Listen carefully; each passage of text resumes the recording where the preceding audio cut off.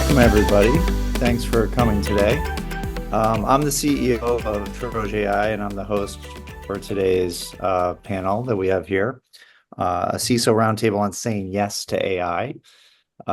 So it's great to be here with these three amazing folks. And so first, what we'll do is we'll just do a quick round of intros. Heather, why don't you start? Sure.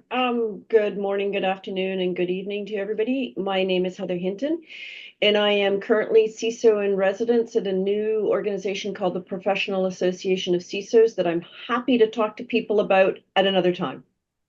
Awesome, Heather. Thanks for being here. We really appreciate it. Katie, go ahead. Hello, I am Katie Ledoux. I am the CISO at Attentive. We are an SMS marketing company using AI to send, and SMS and email, using AI to send one-to-one marketing messages. I don't want to talk to you about it more than that. I want to talk to you about general AI today. All right, awesome. Thanks. And Mark, how about you? Yeah, hi, good morning, good afternoon, good evening. My name is Mark Butler. I work for Trace3. I'm a virtual CISO for our financial services, healthcare, and retail client base.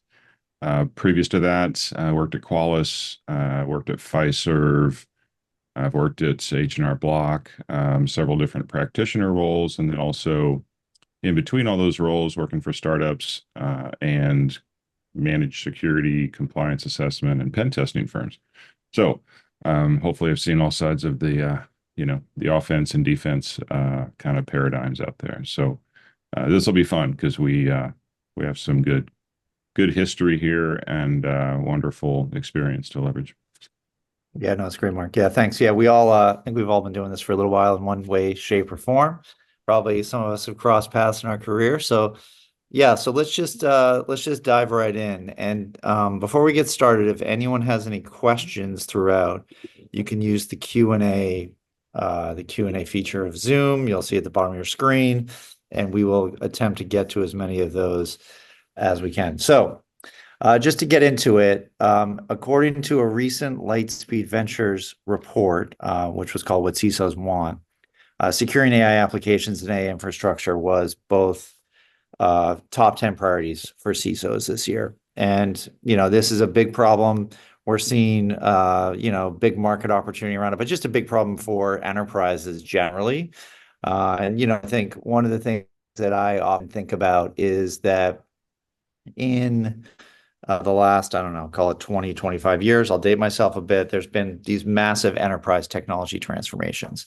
And I always cite kind of two of them that I've been part of. One was in the late 90s, client server to web. And then maybe it's still going on today, but probably started in the mid 2000 era, data center to cloud. And in both of those scenarios, we had like massive enterprise unlock of innovation. Like if you just think about companies and their transformations that happened during those periods due to those kind of macro huge technology trends, it was significant. And I think that AI is that next frontier, and I think we're at the beginning of it. But what we see really when we talk to companies about this is there's kind of three categories of kind of security challenges around AI, right? Protecting and hardening AI models during build time or development, protecting AI models and applications in production, and then protecting employees who are accessing kind of third-party Gen AI applications, which we're all very aware of with kind of the advent of ChatGPT back in late 2022. So we're going to discuss all this and more.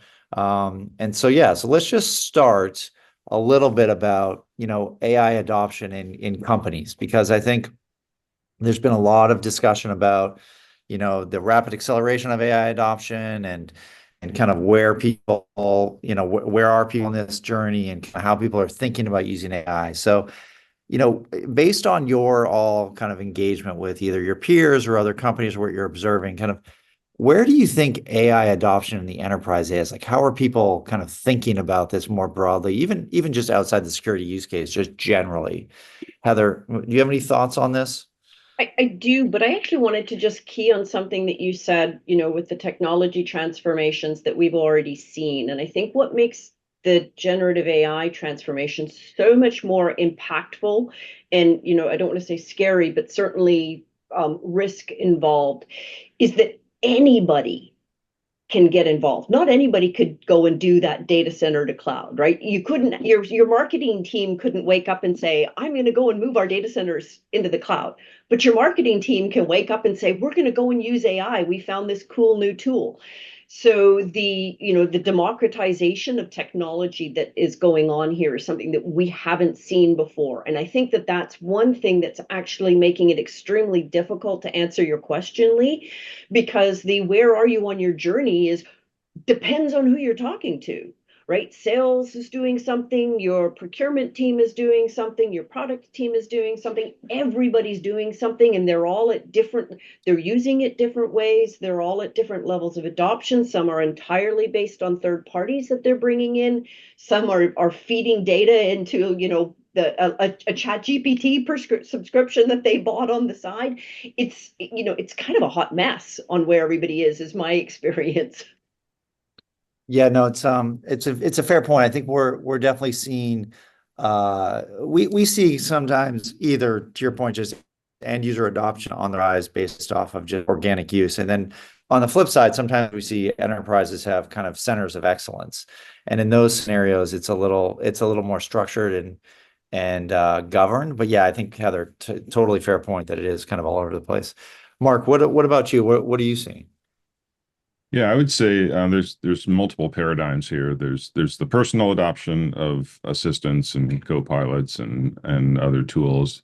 The corporate adoption, I think we're approaching a stage of the early excitement is probably not waning, but it's like pausing a little bit because the teams that were focused on some AI initiative, they were excited. They're like, hey, I'm going to do something with AI. And then they're like, okay, great. Well, what is it?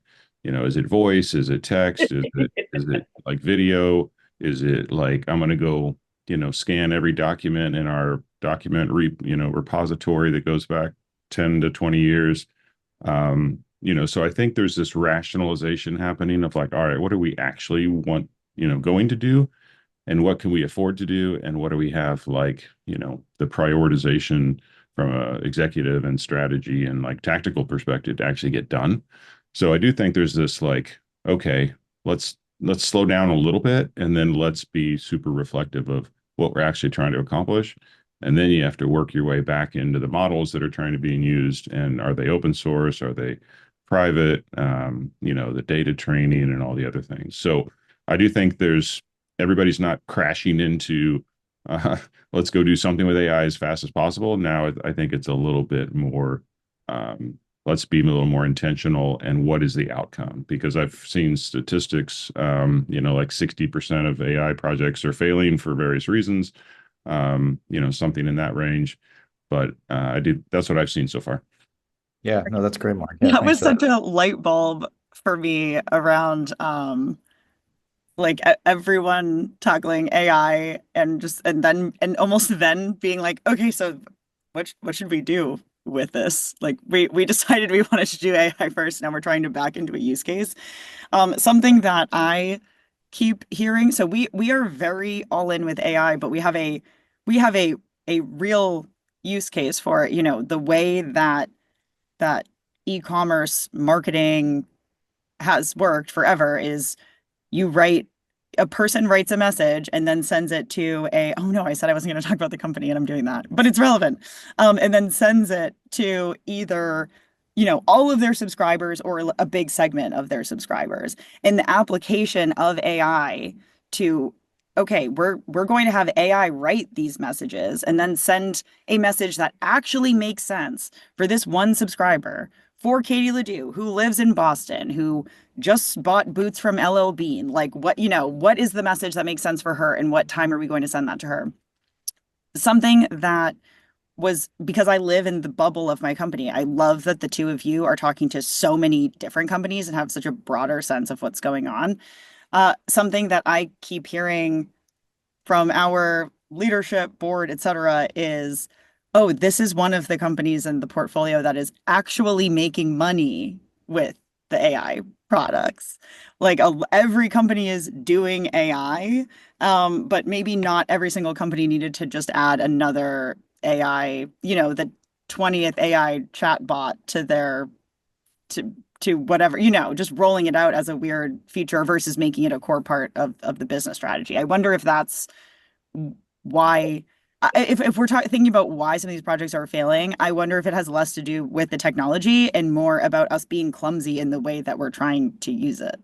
So fun fact, Katie, I was in a panel last week and somebody put up a statistic, haven't validated it, but just for fear factor, there are 67,000 startups out there that are claiming AI as part of their business case, opportunity, et cetera, right? Which just, everybody's on it and they're backing into it. I've got to have it. Now what do I do with it? Yeah, we're definitely seeing, I think to your point, all companies are becoming AI companies. And I think when you think about like when we talk to bigger enterprises, they are, I think Katie, to your point, there's a lot of like there are some really good problems that AI can solve, but then there's also some, let's bring a solution to something that's not a problem. So we definitely see both of those things. I think one of the things we're also seeing is that all of you and CISOs generally they're being kind of asked about, okay, how are we going to secure this thing?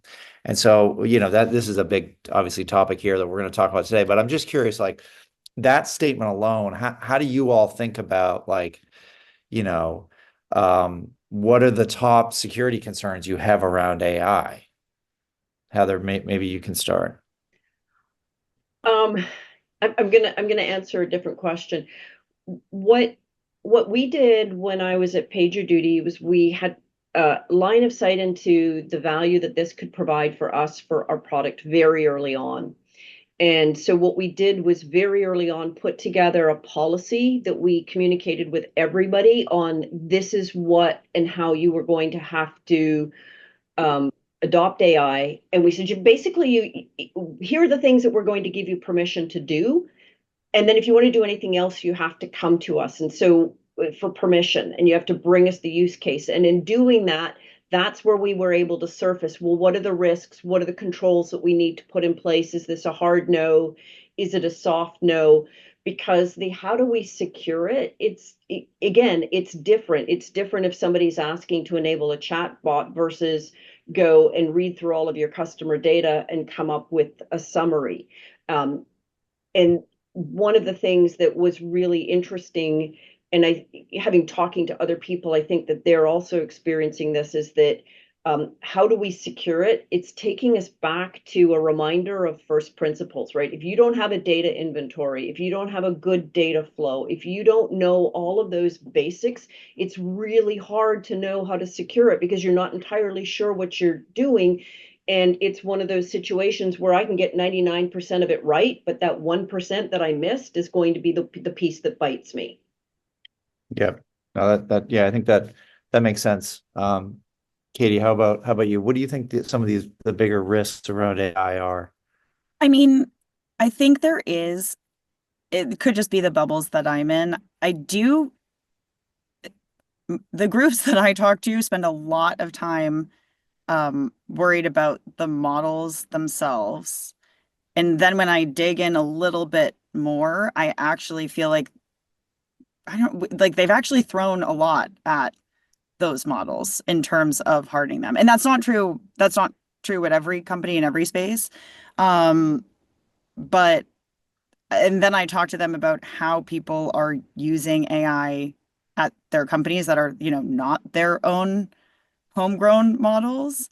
And there seems to be a lot less concern there, which is really strange to me because I almost have the other perspective. I have pretty high confidence in our models and in our data hygiene, and a little more concern about how, or maybe not necessarily concern, but where I need to get a little more stability and confidence internally is how the rest of the org is using AI. And I do want to be clear. I feel like a lot of people, you ask a security person if they can turn on the Zoom AI feature and people just start like screaming, crying, and throwing up. It's like I am embracing AI. I want people to use AI tools that make their lives easier, that make them more efficient, that make them work faster.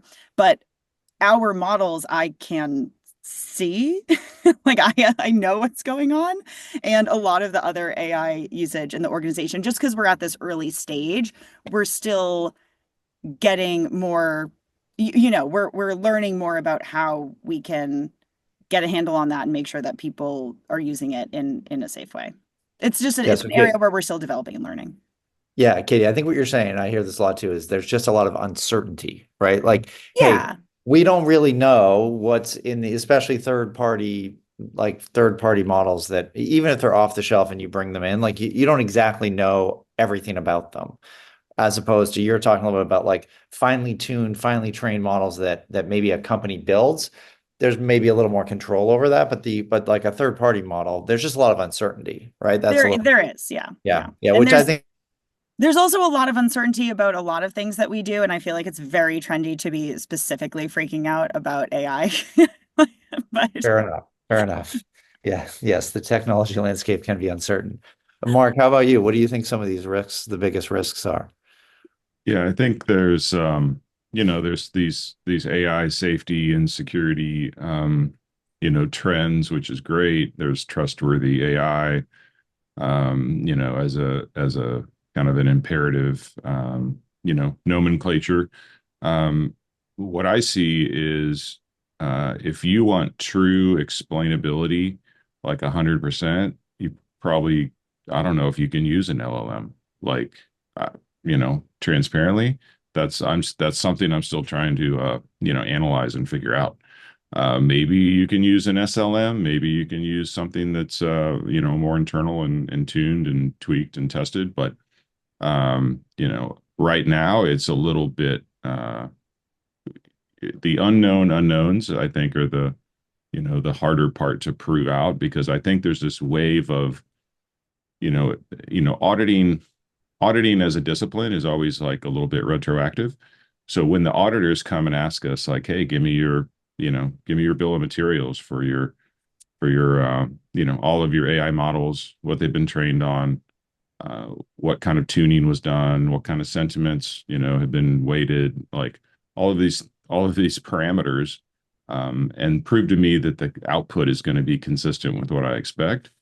I think that's going to be a very hard set of conversations from an oversight perspective to prove that every model that's been deployed is giving 100% consistent answers. So I'm in I'm sure this you little, can't tell us everything about like every client that you have, but I am like, can you tell us a little bit more about the context for those? Like if is that an internal auditor or is it really a regulatory body asking these questions? Because I do feel like we're at such yeah, no, that's a great point. The regulatory landscape's still not defined, right? It's still being defined. And then that will translate into what the auditors ask for. But my fear is there will be oversimplified requests from auditors that don't understand all of the nuances and the layers of the architectures. And so they will expect simplified answers and they're not going to be able to get them. So then we're going to have a hard conversation. There's going to be Yeah, a big effort of work to teach them in how to ask what questions to ask and how to ask them. Yeah, we are definitely seeing some large, especially regulated industries, Mark, to your point, do some internal audit, Katie, as you said, like internal audit on AI technology, we'll just call it. And there's not exactly there's not consistency there yet. I mean, we tend to see people use some frameworks, right? So we could see what people think about this. And the three that we see the most of is the OWASP top 10, which is fairly simple, but fairly effective. The NIST framework, the NIST AI framework, and then MITRE Atlas AI framework. So we kind of see those three. People are using them, maybe not consistently, but they're trying to get some level of guidance from it. Yeah, I think those are great orientation points. I don't think they're ultimately prescriptive enough to go, just use one framework or regulatory model. So that's why, the EU Act and, we're going to have a federal law or a state law and multiple state laws like that hasn't been fully baked yet. So the struggle is real from a regulatory perspective, and it's only probably going to get more complex. But, on a positive note, I think the foundation models are becoming, not commoditized, but they're becoming, a constant, right? And so, that's a good thing, I think, from like, okay, there's these foundation models we can leverage. All right, what are we going to do either alongside them, before them, after them, or, in complement to them? Yeah, no, that makes sense.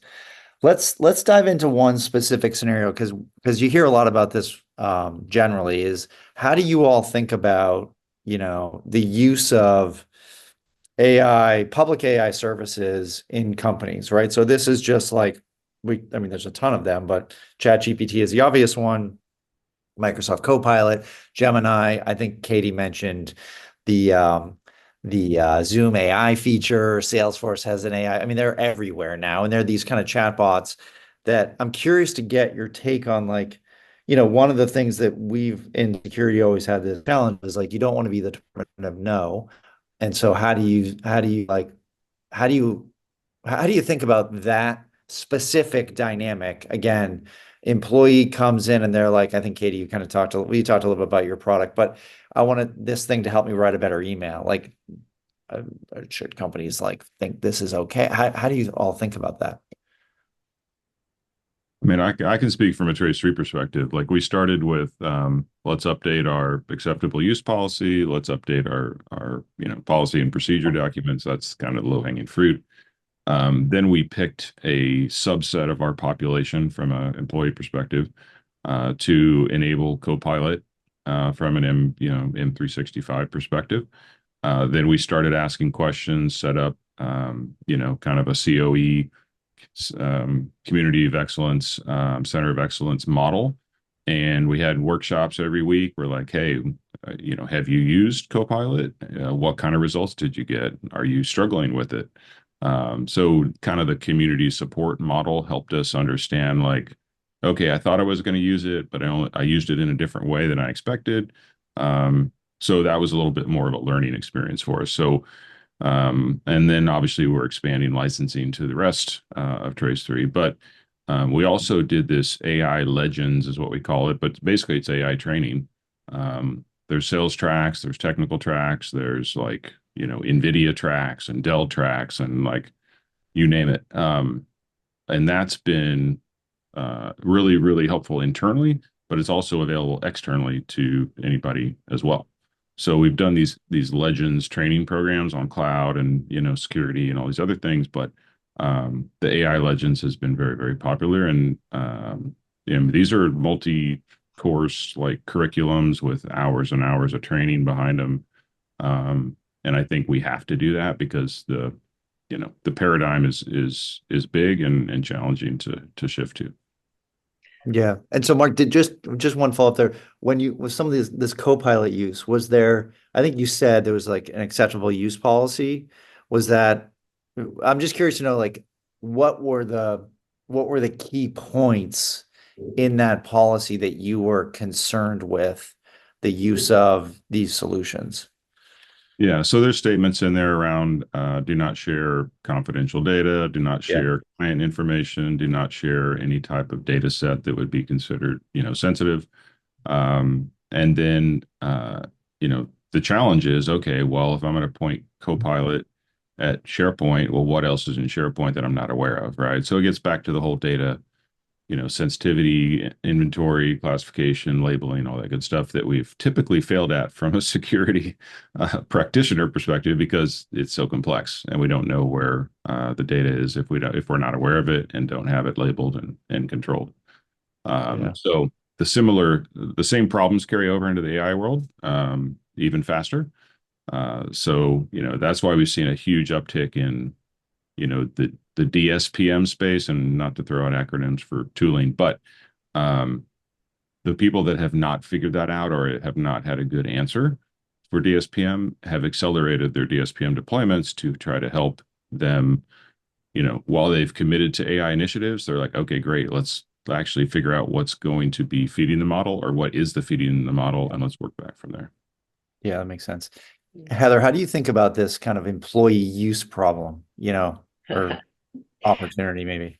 So this is where I really want to categorize the employees, because when I think about my developers, right, they want to do this, they want to go and use it to write code, and so their use case is different from, say, marketing, where they want to go and take all of their Salesforce data and ram it into something and get insights, versus the HR team, which is really wants to be able to use the chatbots that come with the SaaS that they're already using. And I think that when we talk about how do we enable the users, we really have to be focused on what is the user that, or the user category that we're talking about when we do this. I kind of worry the least about the chatbots that are coming with my SaaSes, with my Workdays and my Salesforces and whatnots, because rightly, I mean, I'm not going to be able to move the needle on them. Their security and their reputation is good enough that for right now, that's just not my biggest problem. And with my developers, because of establishing we are the department of yes and. Yes, you want to run with scissors, go for it, but you're going to have to put on full body armor, and you're going to have to wrap your scissors in a box and then go and run. And, you can go with God, run with the scissors till the cows come home. But, when you train them for yes and, the developers get on board with, here are the guardrails that we have to have in order to be able to use this security to help me generate code, to be able to look for things. And so I can get the developers on board. The ones where it's the most scary is, those people who aren't used to having rules with what they do, right? Developers are used to rules, ops teams, they're used to rules. Yeah. Marketing and sales, they get their money, they get their salary by breaking rules, right? Like salespeople, that's what they do, right? You sell by being creative and establishing those relationships and doing things that people didn't expect. Those are the ones that for me are kind of the hardest, because for them, they are so laser focused on, I need to get things better, and I'm going to do whatever I can to make things better. And that's where, really you've got to get into storytelling mode, and you've got to leverage your data security posture management, your DSPM or whatever it is that you've got in place. And as part of the yes and, it could be, okay, yes and, but you guys are going to pay for your own tenant of this, and this is where you get to do it. And I'm sorry it's expensive, but that's what you have to do. So it's meeting them where they are, understanding what their motivations are, and what the biggest risk is for what it is they're trying to do. Yeah. It's not a one size fits all. Yeah, that makes sense. And Katie, how do you think about this like employee access problem of employees wanting to use these kind of services? So something that I really enjoy about our company is the way that, because we are an AI company, the culture is such that it's assumed that we are embracing AI internally. And what's really important for me and our security team to do is to keep encouraging people to share how they're using AI. And I do think culturally we're in a really good place there. Like we just had in our engineering leadership Slack channel, there was a great conversation about, is Copilot, we have an enterprise license of Copilot and they're not training models using our data, et cetera. But we're having conversations every day about, and the conversation is not, oh, should we be allowed to use AI? The conversation was, is this even helpful? Like, I don't know, Google came out with one of those, a thing that said like AI was writing 25% of their code. And we were talking internally about whether that felt like something we could or should be replicating. And so I think the fact that like I want everyone to feel safe and actually excited about sharing how they're using AI. And in situations where there are security concerns, like Heather referenced, a lot of times, oh, okay, you found a tool and maybe just kind of started using it. Let me get you on the enterprise version of that. Or if we already have an enterprise version that does the same thing, let me show you this one. That's just sort of a cultural way to deal with ye old shadow IT problem. I know that there's also tools that let you set up a sandbox and throw 300 employees in there and just see what they're doing in real time or near real time. I was talking to someone who is doing that yesterday, actually, and she gave me a really interesting stat, which was the team that gets the most anxious about AI things is legal, and they were the ones that were like one of the teams that was really anxious about how the org was using it.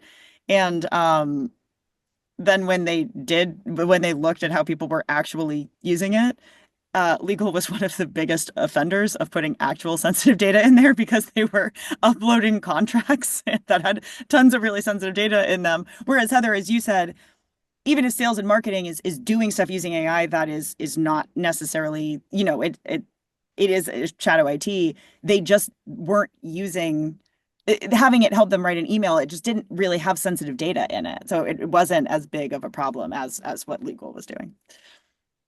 Yeah, so it sounds like what you're kind of all saying is there's this question of like, okay, how do you govern use? Clearly, we all have like acceptable use and terms and conditions around it. But then there is this overriding like theme coming through, which is around like privacy, confidential data like Mark talked about data security posture management as like an underlying capability that might be valuable. And so yeah, I think this all is pretty logical and makes total sense. When you think about somebody sort of asked a question in the chat that I'll maybe paraphrase a little bit and try to get the essence of it. But when you think about kind of responsibility around securing AI, obviously you're all in cybersecurity. How do you think about that whole thing, right? Because if you look back at like the cloud security frameworks or the cloud frameworks of kind of the responsibility model, you've got the cloud security provider, and then you've got the company using the cloud infrastructure. There's kind of a line there. And so when you think about the security of AI, how do you think about like the responsibility framework around that? Mark, do you have any thoughts on that? I do, but I don't have a great answer.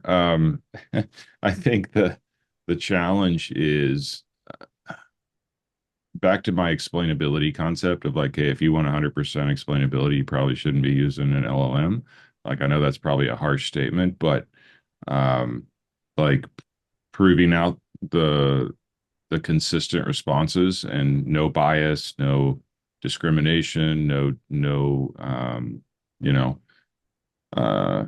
unusual or unexpected responses. That's like it's a critical piece to test out and to be as confident in as you can.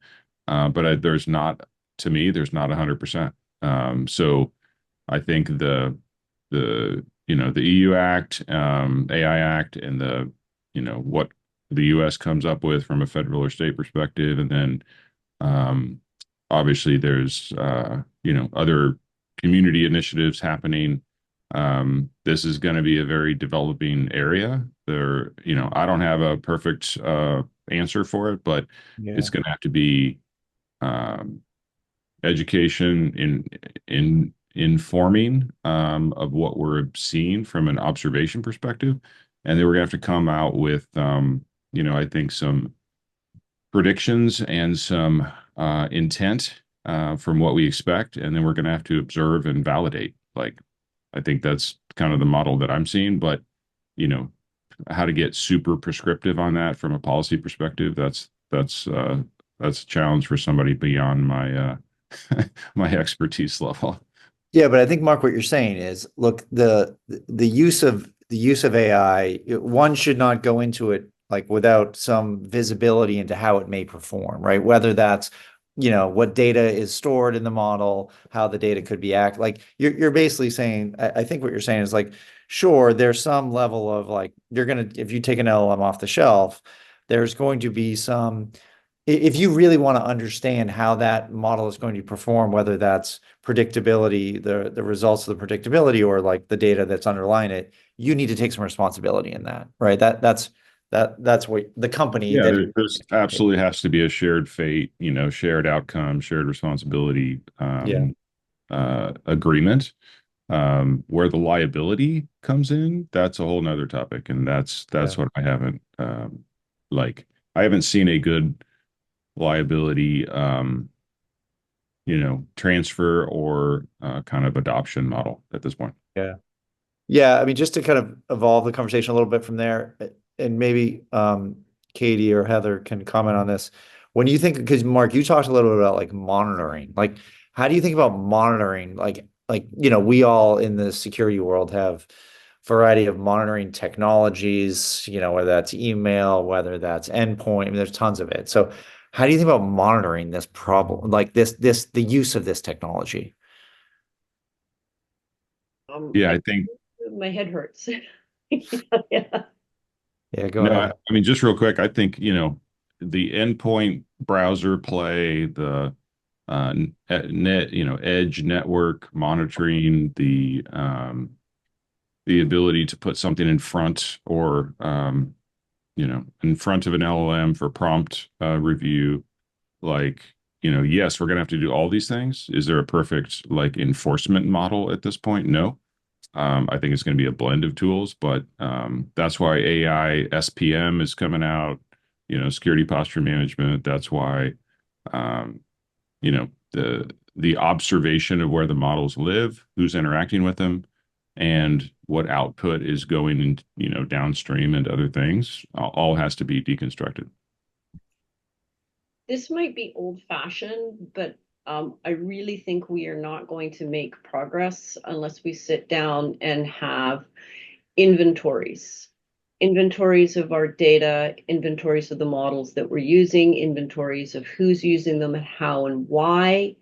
And then, the data flows, because I am actually as worried about the leakage of data within a company, right? Especially if you start pointing these models at your data warehouse where everybody has been just stuffing data in there, and now you've got, you know, totally hypothetically, customer data that you have sworn you are only ever going to retain for as long as it's business required, right? But it's now been stuck into a warehouse and it's then been put into some other model. I think those types of things are what keep me up at night. And the piece that scares me the most is somebody decides to come and do an audit around some of the GDPR requirements, right? And are you doing aggregation? What are you doing in terms of your business, your the basis, sorry, not your business, the basis of processing, and some of those really edge cases that a lot of us have been able to sort of say, no, I have a legitimate purpose to use this data. And now that I'm sticking it into these models and I'm using it this way, am I really still going to be compliant? And I don't think we have a clue what that's going to look like. And that one really scares me. Lee, your original question, when you were talking about ownership, again, being in my bubble, I know like Mark and Heather talk to so many different companies and I work at one. I immediately go back, like what I thought about is who owns this within our organization. Yes. And I, so at our company, security lives in engineering. I report into the CTO, which I love. I also reported into Lee when he was a CTO, and that was cool too. And I I know people have different opinions on where security should live. I will die on the hill that we have to be in the same org as engineering. And this AI problem is a perfect example of why. I also know that there's organizations where security reports into a CTO who doesn't care about security. And then, you feel like you don't have agency to do things. I fortunately don't live in that world. That sucks. I don't know how you fix that. But if you don't live in that type of an organization, I think I can say at the organization I am at, security wins are engineering wins, engineering wins are security wins. So when we think about ownership of doing, as we are building models and building AI products, I definitely feel like I have so much trust in these teams that they want to do the right thing, but what they need from us is the guidance on how to do that. And so if I'm looking at AI security, or honestly, like, you know, any type of security, like application security in general, it's our team's job in security to help set them up with the right tools, but it's always my preference that yes, we have visibility into what's going on, but anytime we can set up a process so that they can, receive their own alerts, like get feedback themselves and process that feedback themselves. I don't like the model of, you know, you're doing your work over here. Oh, I'm gonna, now the security team knows there's an issue, and then the security team comes back to you and tells you to fix it. The more I can give you real time visibility into whether it's, like data hygiene is more important than it's ever been, QA is more important than it's ever been. Like if we are building the system that flags for us like bad messages, whether it's like there's a grammar problem or a broken link or whatever, what would the point be of that that flag going, they there's an issue in a service that they own. What is the point of that going back to my team and then my team going back to them and being like, did you see this? Just show it to them right away. So that's how I look at the ownership. Yeah. Because I have so much trust with that team, we can just do that in the most efficient way possible. Yeah, I mean that is a very nice integrated model that you don't always see. So that's pretty cool. Yeah, I mean you kind of bring up this other point that that we have started to see the emergence of this, and I'm sure the three of you might see it in your circles, is like the emergence of these specific AI security people like that are experts in securing AI. I don't know if any of you are seeing this dynamic yet, but we've seen a few of these, like a few teams. Usually they're at large regulated industries, but I don't know if any of you have seen any of that. Yeah, I think it's an evolution of if you talk to a data science, if you have a data science conversation, that's different than maybe all of the, how do we secure the effective use of the models? And now with agents coming out, right, the agents will be interacting with the models or multiple models, and the agents will be brokering or doing it on behalf of, the construct of what it's trying to accomplish. So I do think there'll be more and more specialization and specialty, skill sets around, assessing, testing, evaluating, and, trying to work around constructs and access and, data poisoning and, the typical security controls around who's interacting with the models and how is obviously one thing, but LLM red teaming, and now there's probably going to be agent red teaming, and now there's this concept of, I heard the other day, of AI native security, which I don't even know what AI native security means, but they're throwing it around kind of like cloud native, right? Right. So never a dull moment, and a lot of fun ahead. Yeah, so we've got it. We probably should wrap up here in a minute. I could keep going for a while, but we'll wrap up in a minute here. One thing to just ask all of you about is, do you think look, this is a new attack surface, right? And so we've all been doing this for a little bit, and we know that there has been in the past these kind of large scale kind of attacks that leverage aspects of that attack surface, generally the general technology attack surface, whether it's traditional, like we saw a lot of attacks in the last 10 years that leverage this.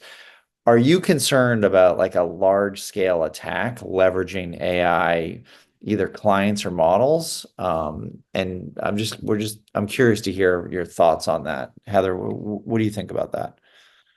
I apologize if I veer a little bit into political. I'm not as worried about it for my companies and for technologies. I'm worried about it for society. I'm worried about AI being weaponized and how it's being used in social media. And I think that when we have this we're in this wonderful space when we're talking about securing AI within our companies, because we have a level of control, because we know the population, we know what we're trying to do, and we have the ability to go and correct when things go wrong. What I am terrified of is how this is being used outside of those controls and outside of the guardrails that come with our companies. I am still on the, you know, despite the fact that it keeps me up at night, what's in the data lake, that kept me up at night before we knew about AI, right? That's not a new fear. It's just that AI kind of made it a little bit worse. AI did make it scarier, for sure. Absolutely. But I am confident that the people in my company, for the most part, they want to do the right thing. And if something bad happens, it's because somebody had an oops, right?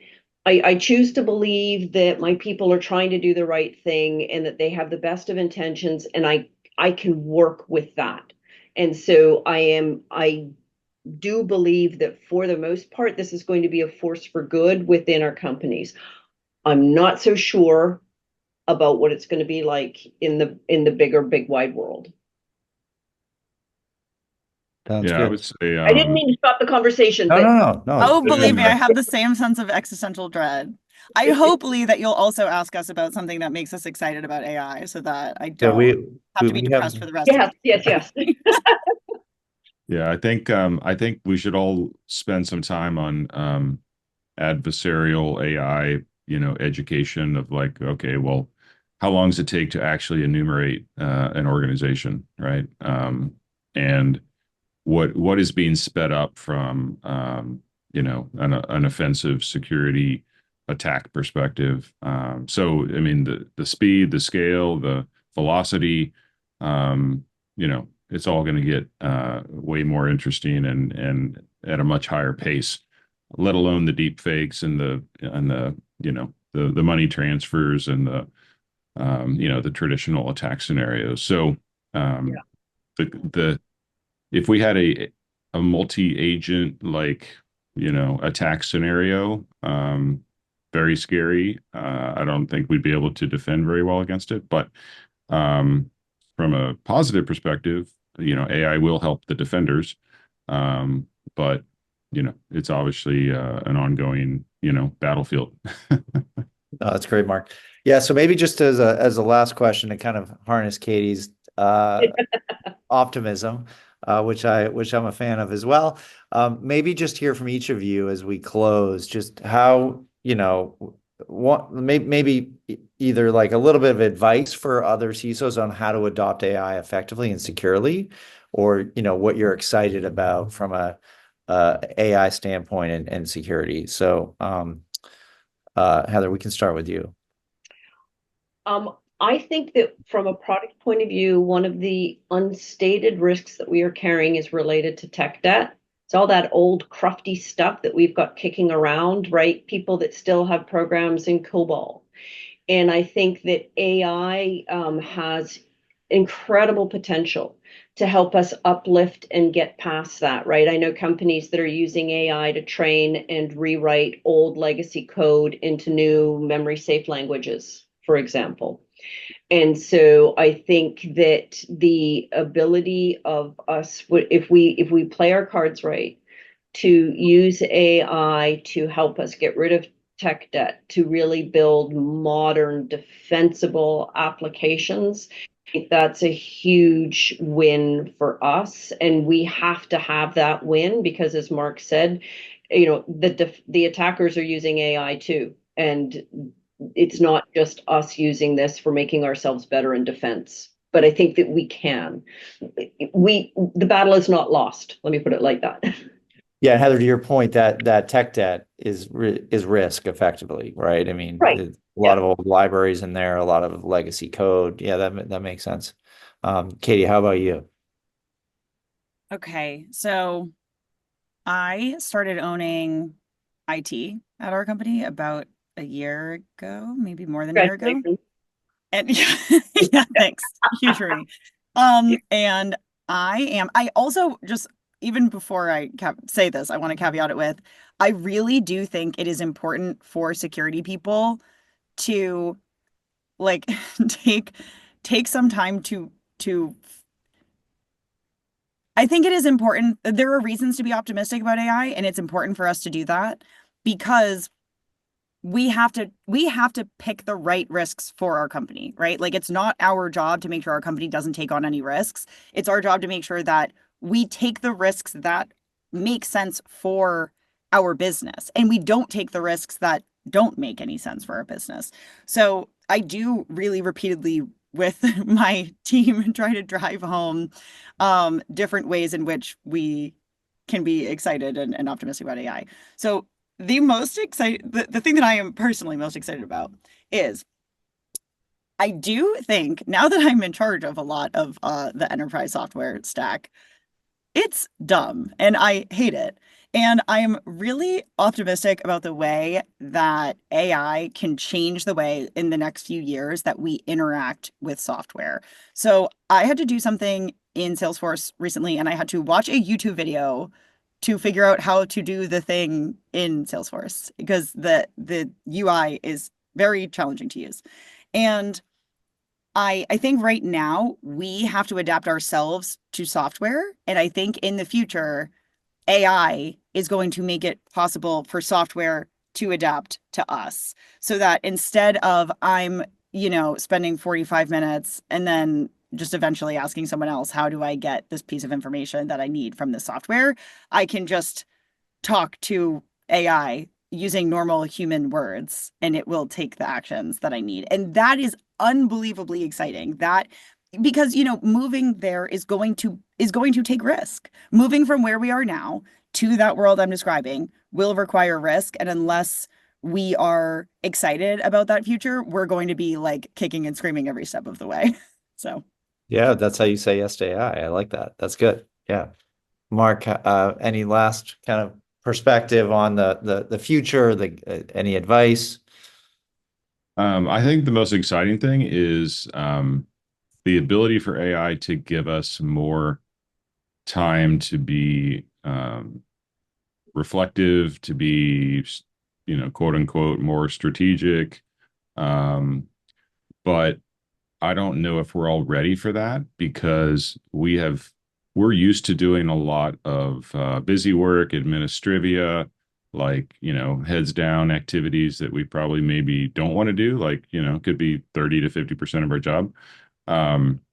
We're gonna have a huge mental shift of like, okay, if all of this kind of general work, PowerPoints and emails and communication and writing code, all of this is sped up to the point where we're going to be given more time, and what are we going to do with it? So I think we have to have a mental approach. We have to have a strategy of like how we're going to adopt, this different working model. And even from a workforce planning perspective, it's going to impact, what's the workforce look like? So I don't think everybody's ready for as much time to be, we're not going to be able to be strategic 80% of the time because our brains can't handle it. But I think we're going to have a lot of mental strategies, approaches, and support to fully benefit from what AI can give us. Yeah, so it's interesting because the three of you, I mean, basically you talked about like massive AI adoption, right? Where we aren't really today. I mean, there's a lot of it, but not to the degree Katie talked about basically interfacing with all technology systems over AI. Heather talked about, using AI to improve our tech debt and our risks around that. And Mark, you're talking about a world where like AI is basically in every part of our job. And so I think, as we said, like that is a direction it appears we could get to, again, not without its risks and not without its need to control those risks. So really appreciate the panel's perspective on how to think about this and what they're seeing. Just want to thank, Heather, Katie, and Mark today, and all of you for joining. Hopefully, I think this was a great conversation. And from Troge AI, we'll see you next time on this. Thanks a lot, everybody.